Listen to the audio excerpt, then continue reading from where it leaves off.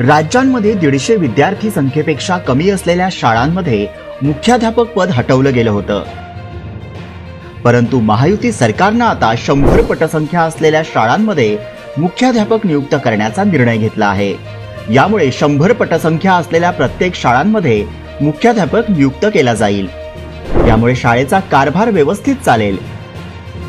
शिक्षकांना आपल्या रोजच्या कामावर व्यवस्थित लक्ष देता येईल। मुख्याध्यापक सर्व प्रशासन कामकाज पाहतील। शाळांतील सुरक्षेच्या संदर्भात मुख्याध्यापकांना जबाबदार धरले जाईल। यामुळे शाळेची आणि शिक्षणाची गुणवत्ता वाढेल।